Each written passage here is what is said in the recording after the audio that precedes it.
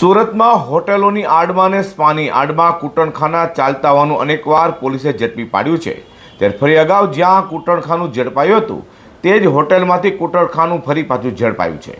સુરતના જહાંગીરપુરા વિસ્તારમાં આવેલા હોટેલ પેવેલિયનમાં ક્રાઇમ બ્રાન્ચને એટીયુની ટીમે દરોડા પાડી ત્યાંથી 13 કોલગેટ સાથે ગ્રાહકો અને સંચાલકની ધરપકડ કરાઈ છે।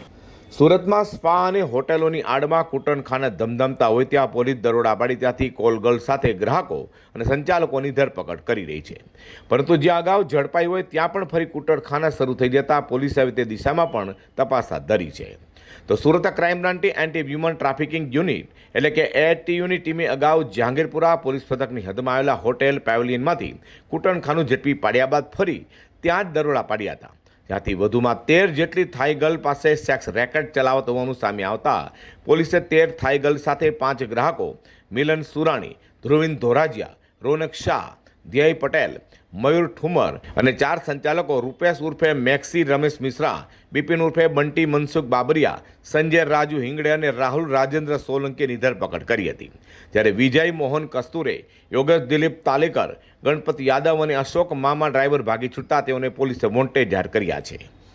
છેલ્લા 2-3 દિવસથી એવી માહિતી મળી હતી જહાંગીરબાદ વિસ્તારમાં જે કેનાલ રોડ છે ત્યાં વાસુપુર જે ઇન્ફ્રાસ્ટ્રક્ચર બિલ્ડિંગમાં 4થા માળે પાર્ક પેવેલિયન હોટલ આવેલ છે, જેમાં ગેરકાયદેસર કૂટખાનું વેપાર ચાલતો હોય તેવી માહિતી મળતા સુરત એએચટીની ટીમે ત્યાં રેડ કરી ગઈકાલે અને રાત દરમિયાન, અને ત્યાં અમે 13 યુવતીઓને ત્યાંથી રેસ્ક્યુ કરાયેલી છે, જે તમામ 13 યુવતીઓ થાઈલેન્ડની યુવતીઓ છે।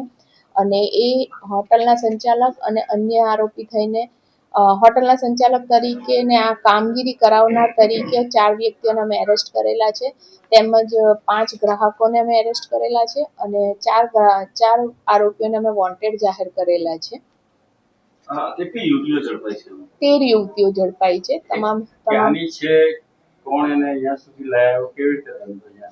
તમામ યુવતીઓ થાઈલેન્ડની છે। તેઓના પાસપોર્ટની નકલો ચેક કરતા જે પ્રાથમિક તપાસમાં તેઓ વિઝિટર વિઝા પર આવેલા છે અને અહીંયા તેઓ કોઈ પણ રીતે એમને ખ્યાલ હોય કે આ રીતના કામ કરાવે છે તે હિસાબે તેઓ અહીંયા આવેલા હતા અને તેઓની પાસેથી કામ કરાવીને દલાલ તરીકે ઘણા પૈસા લેતા હતા અને એમને ખૂબ ઓછા પૈસા આપવામાં આવતા હતા।